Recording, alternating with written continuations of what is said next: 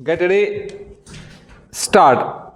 I should like now to make a few observations on the budget. This budget marks a turning point in the history of our country. It is no use attempting, as some of my friends have done, either to deprecate the budget very strongly or to suggest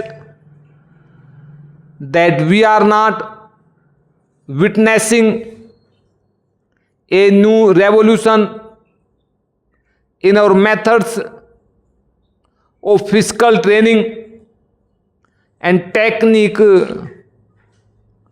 I want it to be quite clearly pointed out to my friends that we are now facing the lean years of Indian finance. Hitherto, we had revenue surpluses which were a form of public saving and which were meant to be utilized for capital development. Hereafter, this form of revenue surplus would not be available. We have therefore to find out ways and means of implementing our great program of national reconstruction at minimum cost. My point is that the deficit on revenue account would be of the order of about rupees 19 to 20 crores. Here let me point out that I do not agree with those of my friends in the finance department who have attempted to suggest that rupees 9 or 18 crores which are obtained from Pakistan should be put to the revenue side of the budget. They are to be put on the capital side. But that does not seriously alter the trend of my argument. What I am suggesting is that we would have to be prepared for a deficit of a much higher order even on the revenue side. That itself should make us realize that there are very many problems which we have to face and that we have to undertake ways and means of increasing the resources of our country so that it might be possible for us to have a greater amount of surplus or a greater amount of public saving for the purpose of financing capital development. The finance minister, in the course of his speech, Mr. Deputy Minister pointed out that the deficits during the past 2 years were of the order of rupees 83 crores.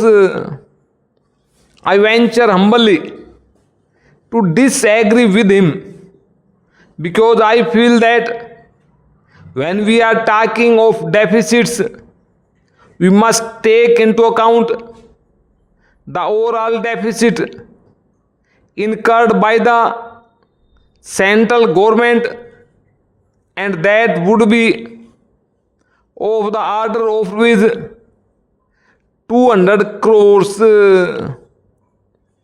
During the years of relatively light expenditure, we had a shortfall of about rupees 200 crores. Para, undoubtedly. Now, when we are going to have a very great amount of expenditure, we might have a greater amount of deficit, and we would have to find out ways and means of trying to meet our capital expenditure. Some members have pointed out that deficit financing is good. Others have pointed out that it is poison. One honorable member who preceded me pointed out that it could be taken like a tonic. Now I am not willing to enter into the merits of deficit financing or demerits of deficit financing in an academic spirit. The time has now come when we should face realities.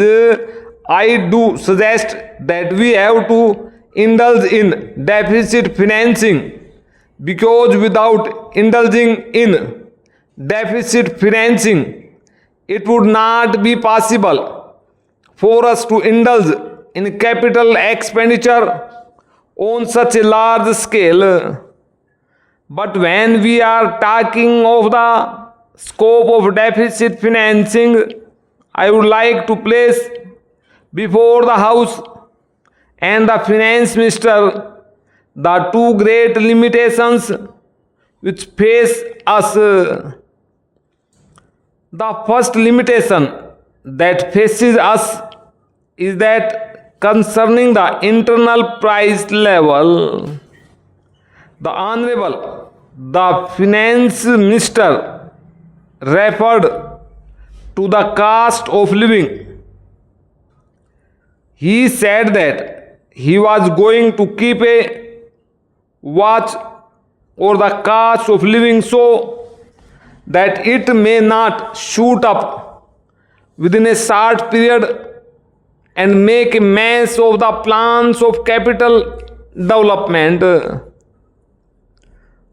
But there is another limitation which has also to be borne in mind, a limitation which has not received as much notice as it should have done in all the discussions that have taken place on deficit financing.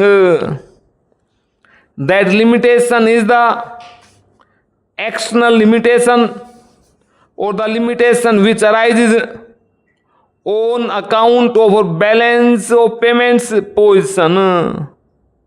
I think this is as important, Mr. Deputy Speaker, as the internal price level, and I should like to elaborate that particular point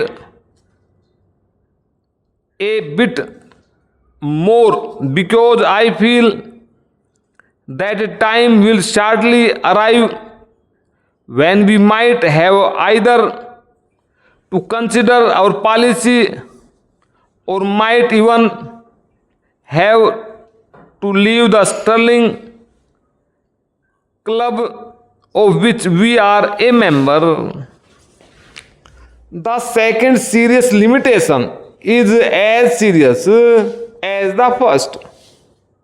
What would be the consequences of deficit financing on our balance of payments? The Finance Minister in his budget speech points out that so far as the balance of payments position is concerned, they have now, whether it is by accident or design, a favorite balance, and they have contributed about rupees 63 crores to the dollar pool during the past 6 months.